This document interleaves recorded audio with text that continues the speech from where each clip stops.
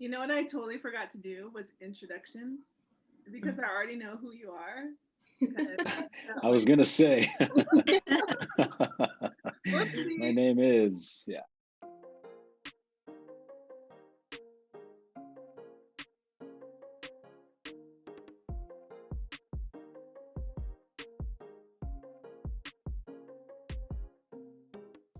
So my very first question we always do all the time is we ask, what is your favorite res slang, and use it in a sentence. So who wants to start? I guess I can go first. I think the, a classic red slang term that everybody's pretty much familiar with is Skodan. Skodan! You know what I'm talking about, right? Yeah. And, that's the sentence. That's it. Skodan, period. There's no beginning or end. That's it. True. That's Lynette's word. Yeah, I say that a lot. Sharen, you want to go? Yeah, I can go next. I love this question. One of my favorite things about the res is the res dogs, because they're wild and they're vicious, or they can be really cute and really nice. So I love go on, which is the sentence itself. And it's also funny when you like say that to people or like kids who are being really annoying. So that is my favorite slang. Oh my god, that's so great. I feel like my grandma say that to us all the time. One more time for the road. Fun. I feel like res dogs are like the epitome of like survivors. Like, They really are. Yeah, like as Indians, like we're survivors, but like res dogs just like outdo us like 100%. And they make it through like the harshest of conditions. Yeah. I know, like especially like in Browning, like I remember the time I went out to Star School and like all these res dogs, they like came and met my car, like, and they're like, and there's like this little tiny chihuahua, and I was like, how do you survive out here? That's what I want to know. Yeah. And what's funny is like everyone knows their names. So whenever I go visit my dad, he's like, oh, there's Brownie and there's all the peeps, like all the little gang of res dogs, and everyone knows them. That's funny. Yeah, that's a good one though. All right. I live in Oakland, so there's not a whole lot of res slang, us being in the city. But one thing that's really cool about being in California and doing a lot of work in different parts of the state is getting to like learn words here and there of lots of native languages, which is really cool. So being able to at least say hello in like 10 languages is a pretty cool thing that I never thought I would be able to do that.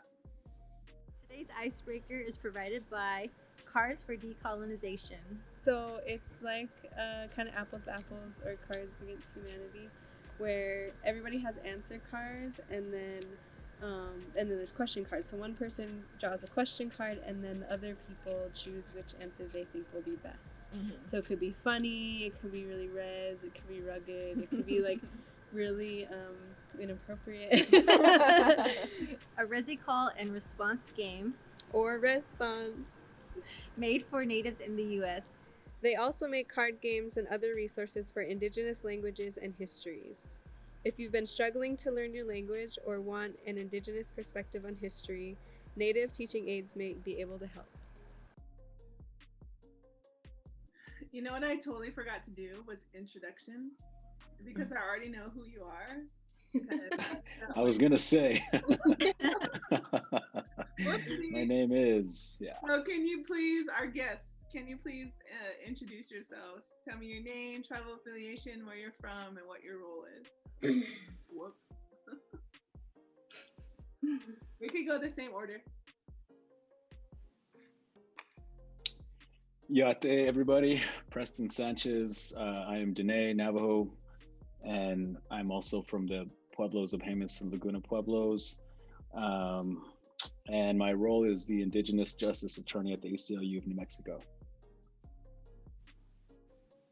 Awesome. Hello, everyone. My name's Sharen Kickingwoman. I'm Blackfeet and I'm a Ani or Gros-Ventre and also Cree from Canada. So I'm a mix of things. And I'm the Indigenous Justice Program Manager at the ACLU of Montana. I'm Tedde Simon, also Navajo, but out here in Oakland, California. And I'm the Indigenous Justice Program Manager at the ACLU of Northern California. Yay! Thank you. Totally spaced my brain here. So we'll go ahead and jump into our first question. So my first question is, what does Indigenous justice mean to you? That is the $1 million question. Funny you should ask, because you all helped us get to this. Because when I think about Indigenous justice, or IJ as we fondly call it, I think justice for Indigenous people looks a lot of ways for anybody that you ask, and that's kind of the crux of the work that we do. And we did a lot of brainstorming together as a group to come up with a consensus, and I think came up with like a really amorphous, amazing sort of definition, which is what I love, is that it's so general and broad.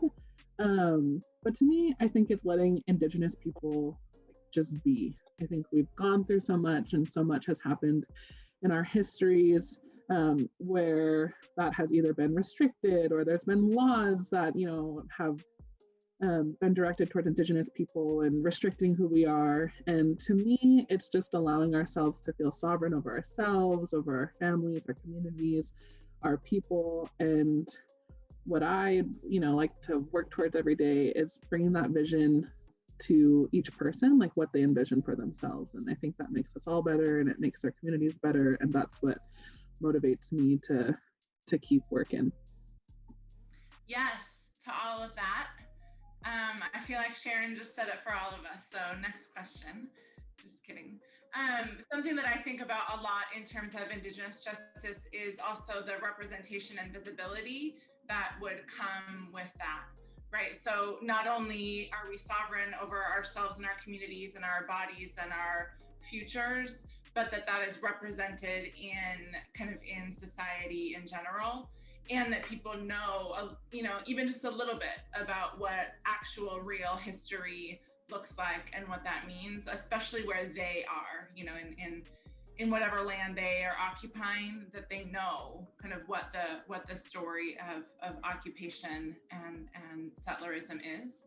One thing that I think about a lot is like how little Indigenous people are represented, like in the classrooms or in media, and how that like continued erasure is just so painful and detrimental to people's ability to kind of in many ways do what Sharen was talking about, which is live out Indigenous worldviews and traditions and customs in a really authentic way. Yes. Guys, every time I'm with you, I get so pumped. I guess, yeah, I think Sharen and Tedde have said it, how it should be said. And I don't know that there's much more to offer to it. I think for me personally, it's always been about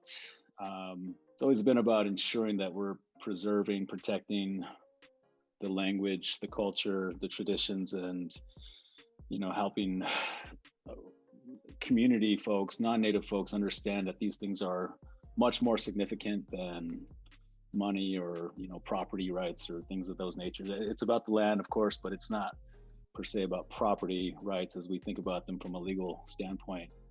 It's about the use of the land. It's about the spirit of the land, and I think it's helping folks understand that these things are important. And in every institution that we exist in, whether it's government or it's education or it's hospital care, whatever the case may be, that those are the things that we value within those institutions as well, and you can't separate them out. And so taking into consideration the language, the culture, the history, and then as well as the governance, every tribal community's have different governance systems in place. Like the Pueblos, for example, we have governors that serve one-year terms in most cases, and at the Navajo Nation, there's a president and a vice president. So governance systems are going to be a little bit different, and we want folks to understand that those have to be respected as well. And so there's a lot to be said about Indigenous justice and what it means, but I think for me that's what I think about when I think about Indigenous justice, is language, culture, traditions, history, and governance. We have like the awesome privilege to work with you guys, when we're talking about doing Indigenous justice work, Turk and I. So it's like, Sharen, you just mentioned it, like it's coming back full circle, that definition. And I'm telling you, it always pumps me up. I'm like, dang, you guys are doing such great work. Yeah, no, I really like Sharen, how you said, like, you started off with like just letting Indigenous people just be who we are. But that's like, so it's obviously, we know like how diverse we are as Indigenous people, but the important thing is that like we can just be like who we are and who our ancestors were, and that comes down to, right, like fighting for these things for our communities and our families, and it sounds so simple, but it just means so much. Like, it just gave me like chills, like thinking about it, because that's really what it is. And unfortunately, like, we've had to experience so much where so many things have been taken away from us, and now it's like, just let us be, just like give us something. Like, we just want to be these badass people we already are. Just let us do it. So yeah, so I really do like that a lot. How did you get into the work that you do now, and why did you get into the work that you do? I think everybody's paths are probably long and winding. I got into like political activism when I was in undergrad in college. Dating myself, it was when the US was going back to Iraq for the second Iraq War. And they're just, all over the world, there were these huge protests. And so I went out and protested in the streets of California and was arrested in huge, massive, kind of civil disobedience in San Francisco. But one of the things that really struck me about the war in Iraq, and then also how the news was talking about it, was this total lack of like any kind of historical or contextual setting for the war, right? Like, here we go, the US again, bombing another country again, killing thousands of civilians again, but we're just talking about like how awful Saddam Hussein was and Iraq's non-existent role in September 11th. So that like really got me fired up about like how important political activism was to me, and how important to like connect all of the different threads of our lives. And also felt like, being on the streets is always going to be important to me, but then also kind of having the preparation and the support to affect change in other ways, right? Because we still went to war in Iraq. And that didn't mean that like protesting and civil disobedience wasn't important and wasn't the right thing to do in the moment.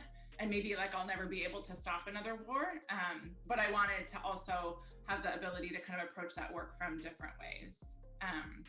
So then I spent almost a decade in El Salvador doing a lot of work alongside Indigenous communities there, learning just so much about how people survive and try to thrive and organize their communities, and and then a lot about El Salvador has been one of the most violent countries in the world for a long time, and again, the like because of just so much history of imperialism and colonization.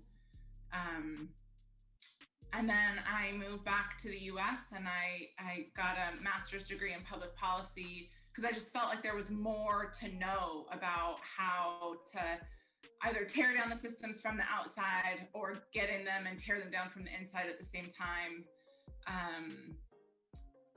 And that kind of brought me to this big organization called the ACLU to try and do advocacy alongside organizers and attorneys, and just really badass people in general all across the country. I just learned so much about you, Teddy. Did you, Turk? Yeah, I knew none of that.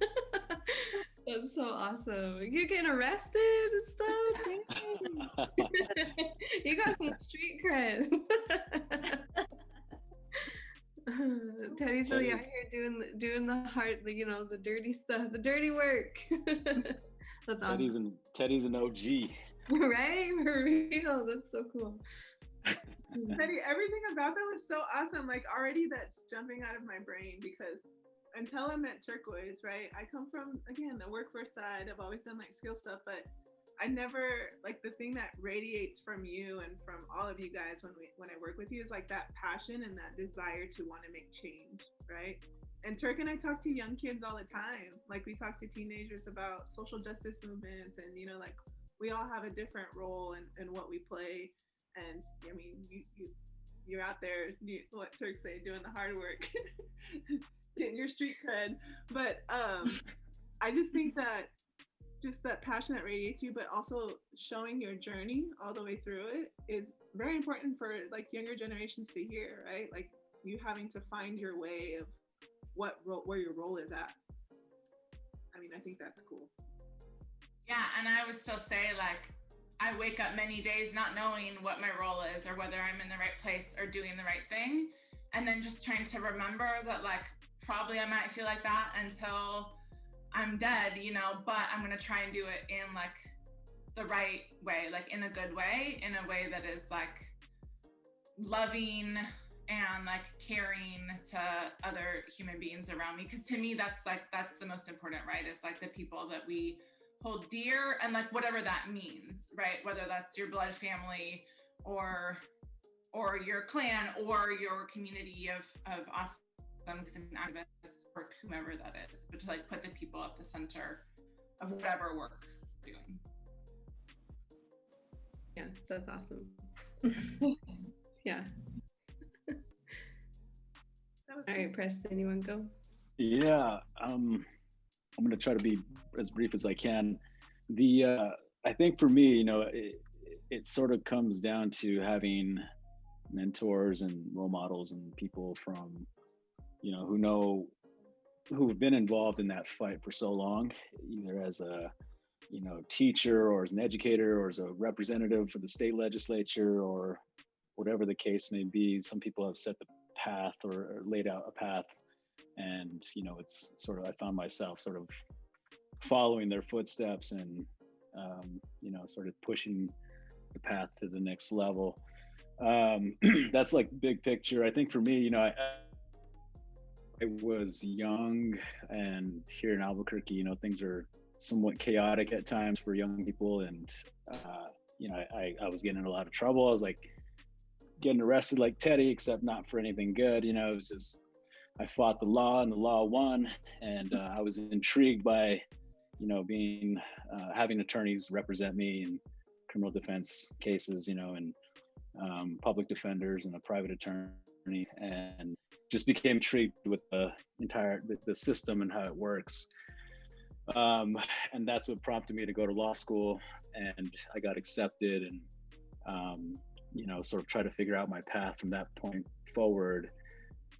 Once I graduated, I thought I wasn't going to practice law. I was skeptical about pursuing, practice as an attorney, and I didn't know what I wanted to do. I wanted to be more of like an educator, working with young people, young students, and I was doing a lot of presentations for high school students about what their rights are during police encounters, how to assert your rights during police encounters, how to, sort of deal with police in any situation, because that was my upbringing. I was afraid of police, and so there was this imbalance, and I think a lot of people feel that, people of color especially, where it's like police have all the authority, they have all the power, and we're somehow down here. And so learning your rights sort of, neutralizes that imbalance.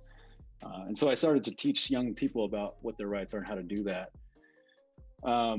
I graduated law school, decided I wasn't going to take the bar right away. I was going to sort of navigate my options, thinking I was going to teach possibly. I started working for this organization called the New Mexico Center on Law and Poverty. And it was just sort of like my temporary job until I found my real job. And the legal director there, her name is Gayle Evans.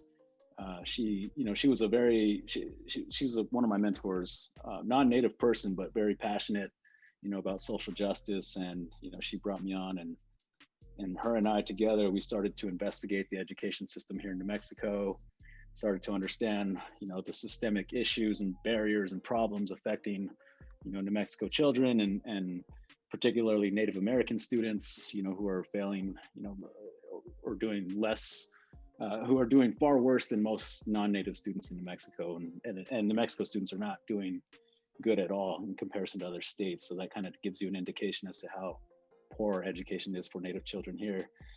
And so, fast forward like another year, and we sued the state of New Mexico. We filed a lawsuit against the state of New Mexico, the Public Education Department, and the state legislature, under the state constitution. And our argument was that New Mexico students are not being provided what's considered a constitutionally sufficient education.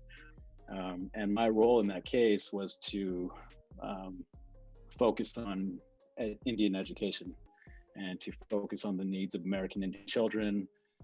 And we, after we filed that case in 2014, we went to trial in 2018, and it was a 2-month trial at the First Judicial District Court.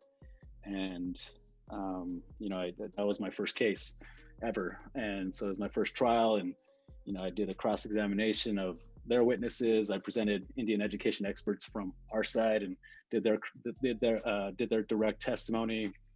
And in 2018, we got the win. We got the judge to agree with us that the system of education is completely broken and it's unconstitutional as it pertains to American Indian children, as it pertains to low-income students, English learner students, and students with disabilities.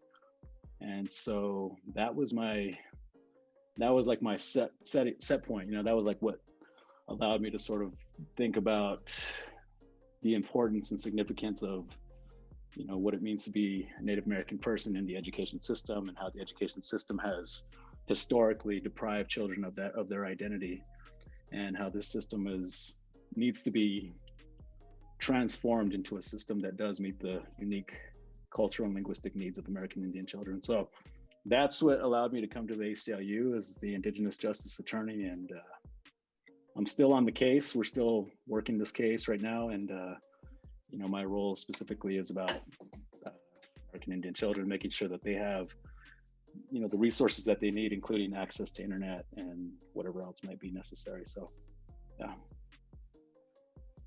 So you still stayed in the education, but that's what I was gonna say. Yeah, I wanted to be an educator, and I didn't want to practice law, but then I ended up focusing on education, and I ended up practicing at the same time. So it kind of just like worked out. Yeah. That's so amazing. Like, it's so good, like, to learn these things about you all, because yeah, like I guess we really had like a talk where we talked about like, how you guys got to where you are. But that's amazing. Like, my mind is, because I work mostly in education, and my mind is just going like 100 miles a minute, because I had no idea that you were a part of that. So that is amazing, and that is, congratulations. Like, that's huge. Sure. Like, for them to recognize that for American Indian students, like, that is such a huge accomplishment. And that's just, oh my gosh, that is so amazing. And also, one thing I want to mention too, whenever we talk about like natives in education, we always talk about how we try to really emphasize like how important mentorship is. And it is, like, I feel like for any natives, but especially like in realms of education, and all of us have been through the education system to some extent, but and it is so important. And as Native people, I feel like we just take care of people instinctively, right? So like, whether we know it or not, we probably have that type of influence on someone as well.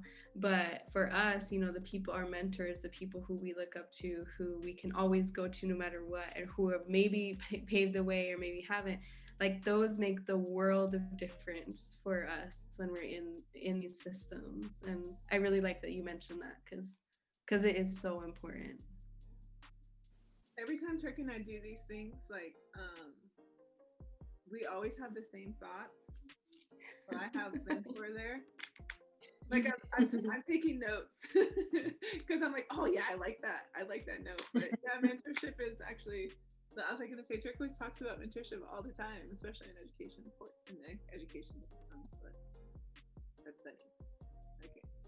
We're all on the same wavelengths, because that's also what I was going to talk about, because I resonated a lot with what you were saying, Preston, about mentorship, or even about like my own journey. I think when I was like really young, or ever since I can remember, it was always a value instilled about community and taking care of one another, and especially the youth. And as a young person, I think I felt a lot of love and care from people who wanted good things for me, who, little things, teaching me, how to set goals, or, sending me to camps with other Native youth just to be exposed.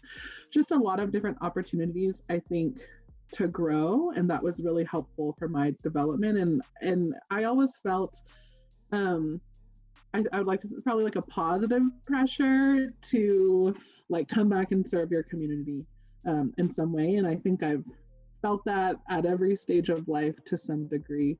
And I always knew I wanted to come back and serve my people and work for my people and all the people who I care about and love so much. So that has, I think, really guided my work and how I approach the things I care about.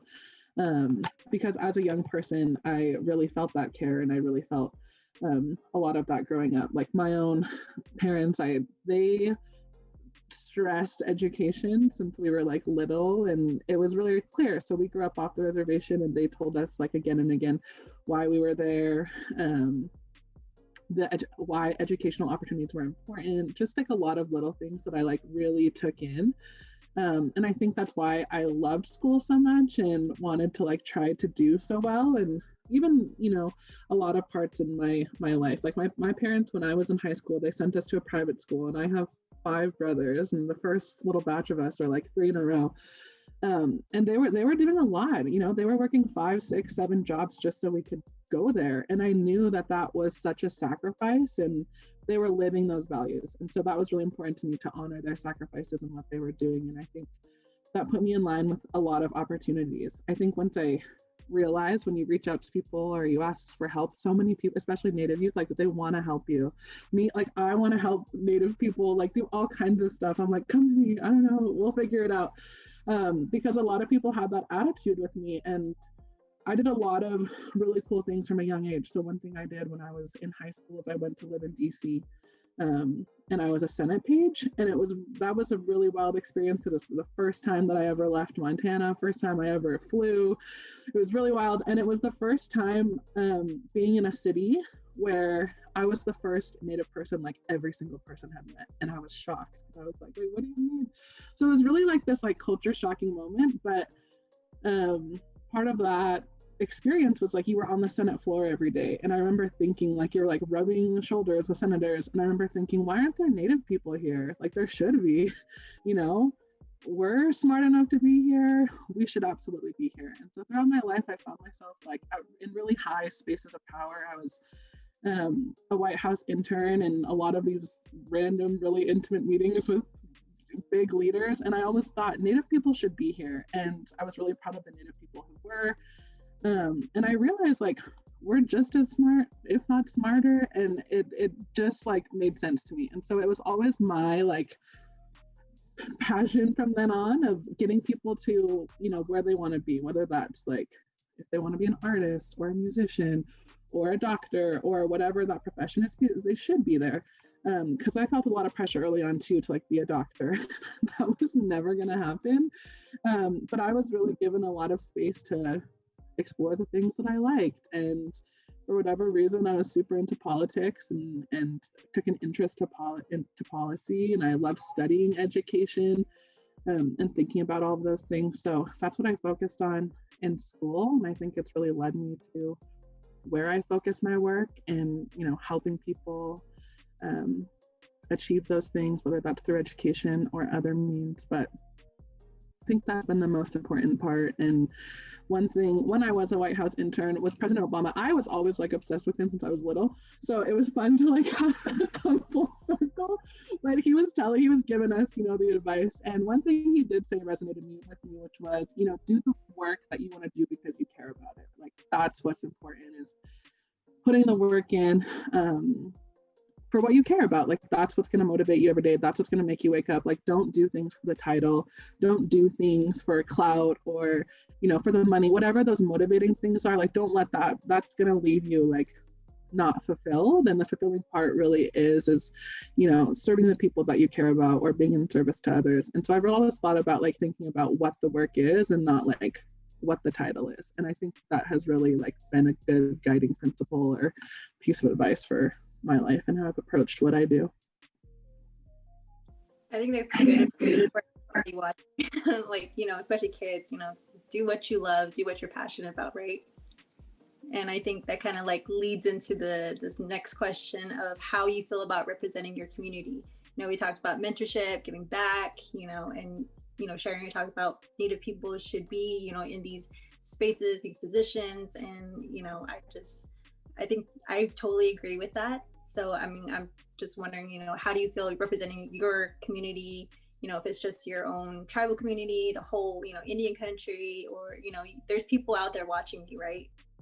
Yeah, I was gonna say, it can be a lot of pressure. And this is something I was told from when I was little, like, it was just like, you're representing your family. And I always have felt like you're more than just yourself. Like, and I, you know, at least just like my parents are as a reflection of my parents or my community. And I was actually like power royalty before too, which is just a whole nother level of like, you're representing your community and you can't, there's all these rules, which was like, and that was always like really motivating to me, but also kind of scary. And I think the more I like left my communities out, you know, even leaving Montana, going to college, things like that, sometimes that can be like a really heavy burden when you are the first Native person someone meets. So they don't even know, you know, what does Blackfeet mean? Is that what tribe? And you all of a sudden represent all Native people. Or when you're in a lecture hall with hundreds of people and then all of us, and you know, they say something about Natives and everyone looks at you or they're waiting to hear what you have to say. And I think I really lean to that in the sense of I only speak for, you know, myself and my experiences and the things I come from to really balance out. Like I can't speak for all Native people, let alone even, you know, all Blackfeet people or all Montana Native people. And just owning my experiences, the experiences that I do have, and where I come from. So I think it's been like positive pressure, but it can be a lot. And I think that's one thing that people have to be wary of is Native people don't have to speak for everyone. And we should just be able to speak for ourselves. The power royalty, that's like the epitome of representation in the country. You got trained very young having that representation. So that's awesome. I feel like I really relate to and feel a lot of what Sharen said. I feel like I'm like often the only Native person in the room. And I feel like also, you know, I really can only speak for myself and my experiences. And I feel that in some ways more because I didn't grow up like in or near the reservation that my people are from. And that's part of like my own family's history, right? So that's not like unlinked from what we're talking about when we talk about Indigenous justice. But I try to be really careful about representing that, right? Like being honest about who I am and where I'm from. And I think if it does feel like a burden and a lot of pressure sometimes to be the only person in the room and feel like you are speaking, you're like trying not to speak for thousands, hundreds of thousands, millions of people. And at the same time, you know that you are, even if you try and say, you know, even if you say you're not and you're not trying to, that's what people hear and see. And one of the things that I try to remember when it like feels hard or when it feels like we're not making positive progress or you like look around what's happening in the world and it feels really overwhelming is I just try and remember like my great grandmother's experiences and where we come from. And like, as cheesy as it can sound sometimes, like we are our ancestors' dreams. And so if I can do this work that in some way honors her and her memory, then it's worth it. Then, you know, it's worth the pain and the heartbreak that like doing social justice work means often. And then I think something that I also try and say to like non-Native people, and especially white people, but all non-Native people all the time, is like educate yourself. There are so many amazing resources out there. There are so many books, there's so many stories, there's so many like blogs and podcasts and YouTube series. Like go educate yourself and don't expect that like the maybe one Native person that you know or the like cultural center in your town should have to be the ones to educate you, because like you can do a little bit of that work yourself.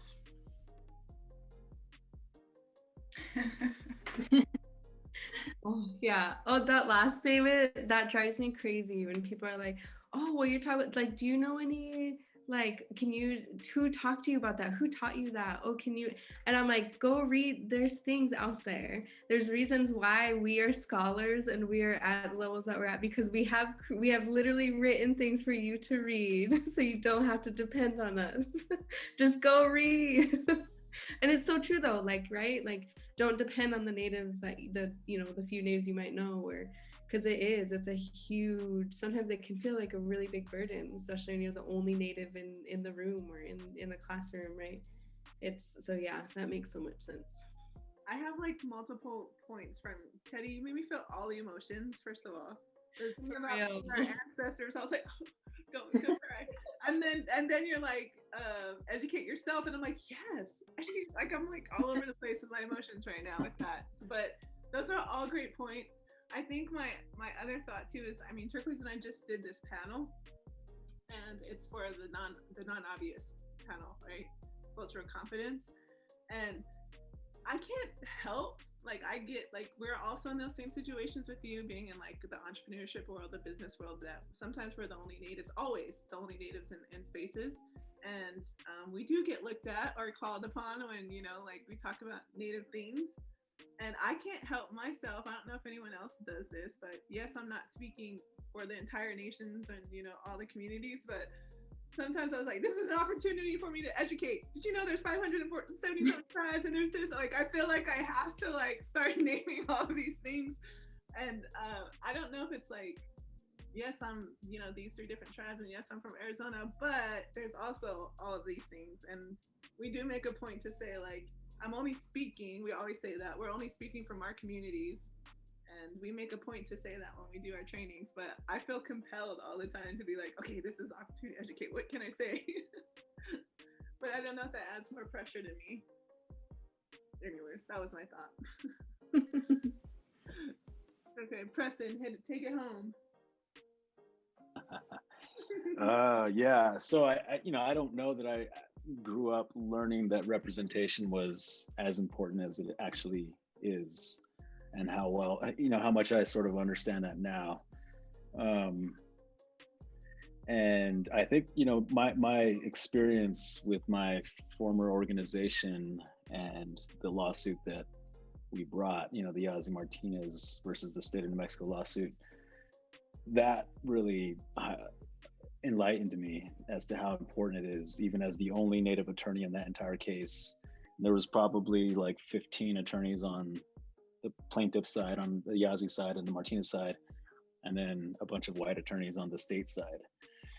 And our legal director and all the other attorneys can do their best to sort of highlight major big systemic issues, and talk about Native American children, but could they ever actually provide any meaningful information to a judge, for example, that has to do with like the nuances and the detail of languages and cultures, and the 19 Pueblos versus the Navajo Nation versus the two Jicarilla and Mescalero Apache nations? There's just no justice that can be done there unless there's a Native person that's representing, the Native population, even if it's just one person, So to me, that was most important, not just in the courtroom, but also making decisions internally, just our legal team. There were times where I've, had to I've gotten in a lot of battles with my own legal team over how we were going to approach, any particular issue. And a lot of times they would just kind of lump Native kids with all these other kids, and it would just be like, well, these kids need X, Y, and Z. And it's like, well, no, actually there's a distinction to be made here, and it has to do with the history of education for American Indian children. It has to do with the forced assimilation policies. It also has to do with termination and boarding schools, and the sort of impact that those historical policies have had and continue to have today. And therefore something else needs to be done that's different than what you're trying to do for every other student in New Mexico. And so it's like setting the stage. And Melody, I feel the same way like you give me that little bit of wiggle room, I'm going to bust it open, and I'm going to like throw some knowledge in there. So that I want you to be on the same page as me. And the only way I can do that is to share what I know about the history, and then ask you to sort of look at it from my perspective, or the perspective of Native people. So representation is huge, and we would be lost in the ACLU if we didn't have Sharen and Tedde and other Indigenous ACLU staff representing the Native nations. And leaving it up to some non-Native people to make decisions on behalf of Native people is how we got into a lot of the problems that we're dealing with today. So yeah.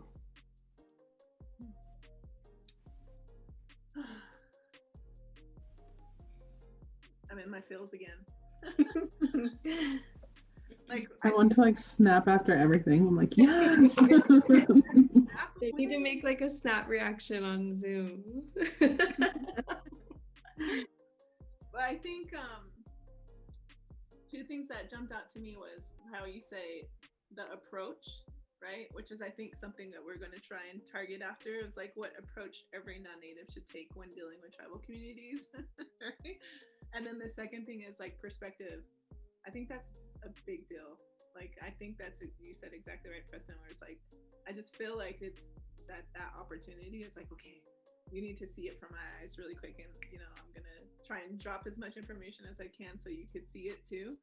And I too also didn't know that was a thing until 3 years ago, until I met that girl down there named Turquoise. And it's like the whole, like that whole perspective thing of like the way we think, I honestly didn't realize how important that was until I got older, right? So my last and final question, which is, I think this is kind of cool that we decided to film this on Martin Luther King Day, right? And y'all are Indigenous justice folk.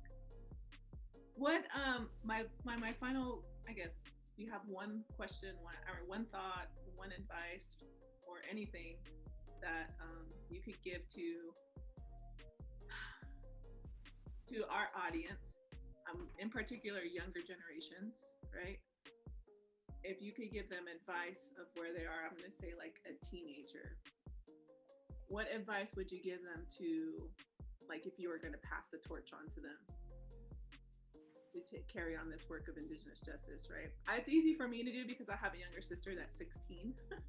So I always think about her as like, this is something that you need to know when you're out there doing this kind of work, or why you should want to do this work, right?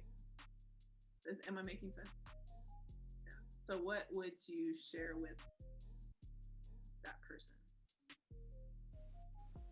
Because I only say that because Martin Luther King didn't know that we were going to be, like how much of an impact he was going to have on our lives today, right?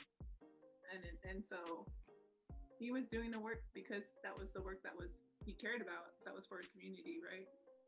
So yeah, and I think too, like, even if it's not this particular avenue either, right? It's like, we do this work, but like, I know Sharen mentioned, like, whether it's art or whether it's all, like all these different ways that like us as Indigenous people really, the way we just be in these spaces, and then the way that we give back to, like, thinking about just helping the youth find their passion and what they want to do, right? I think is really important too. I feel like that's what you both are saying is the most important thing. And the other thing that was like kind of bumping around in my head is just to say that, like, every person is like perfect and beautiful, and to like celebrate yourself and who you are and where you come from, and like know that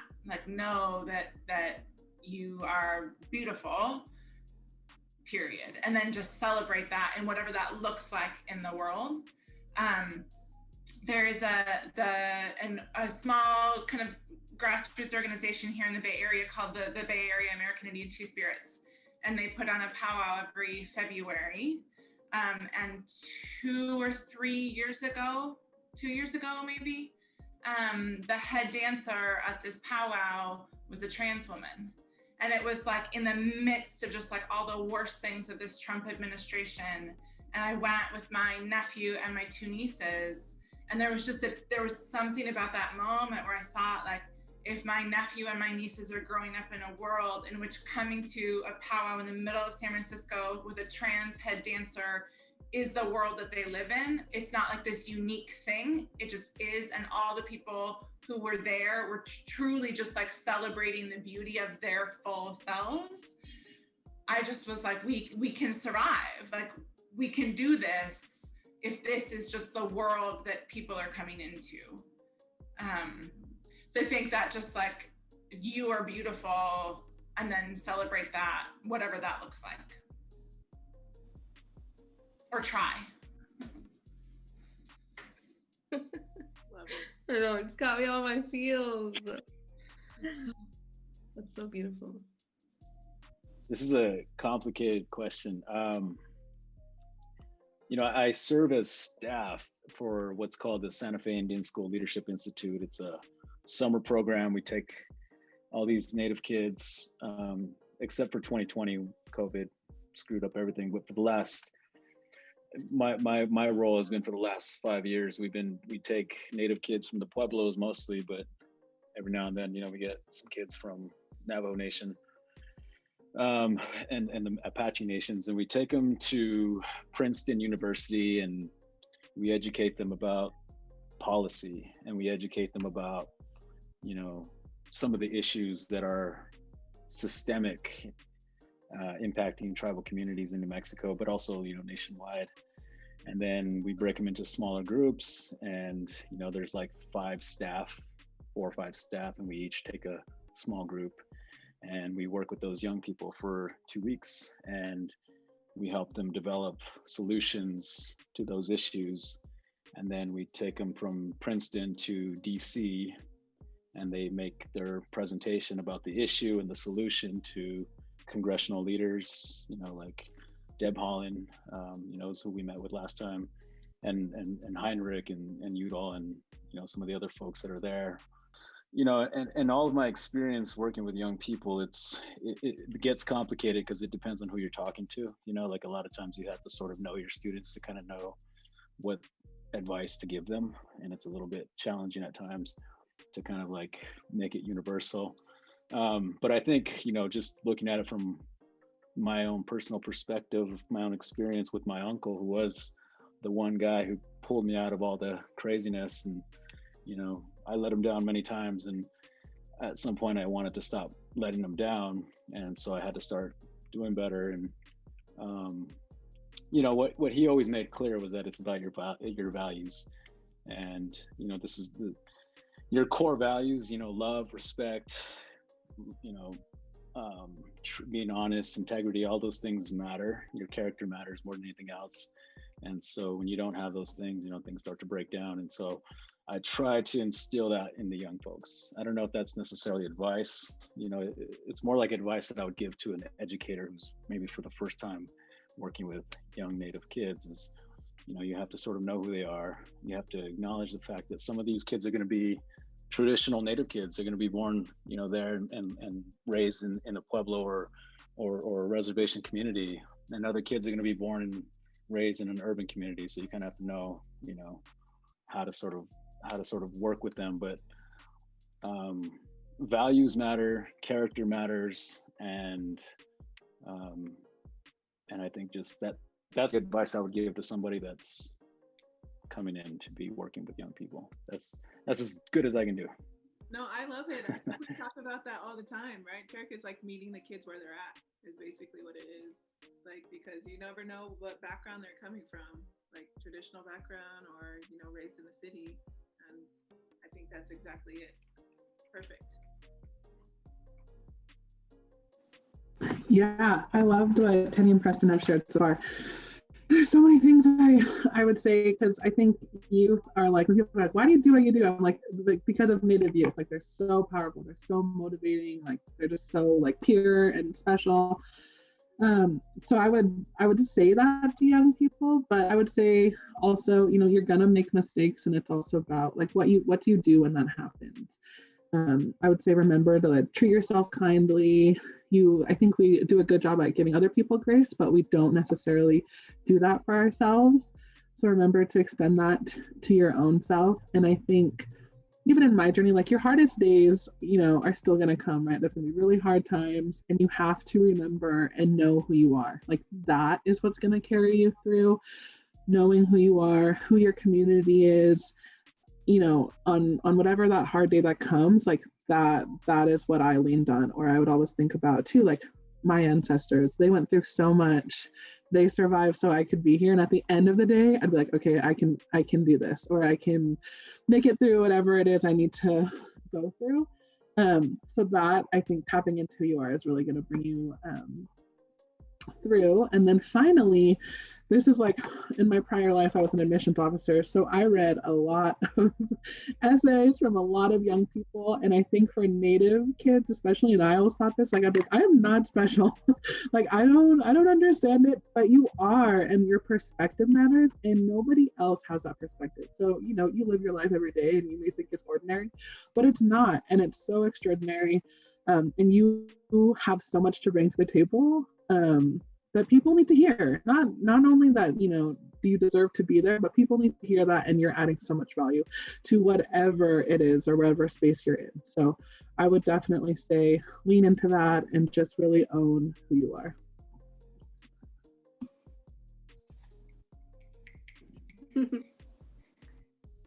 No, that's amazing. I swear, yeah, kids are the best part. Like, working with youth is the absolute best part of anything I do. Like, I could do that forever and just be good.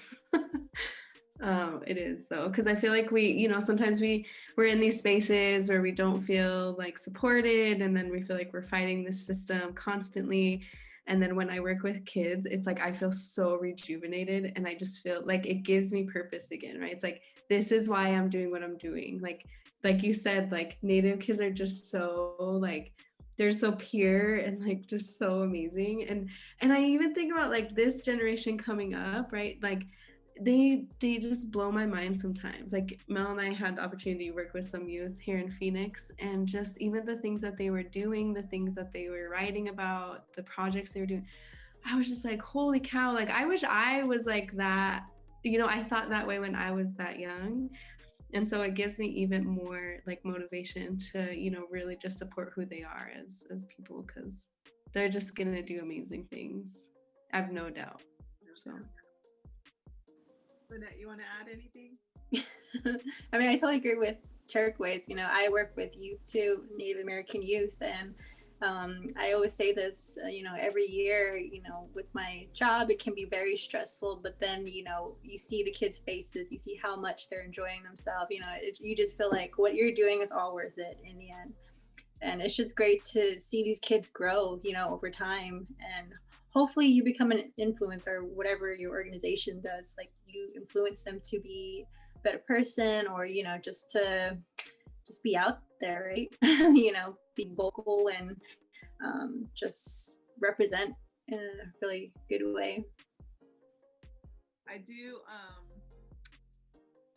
Every time I meet with you guys, I just always get like this, you know, today was not a good day for me. I'll tell you that right now. That wasn't one of those like funky moods today.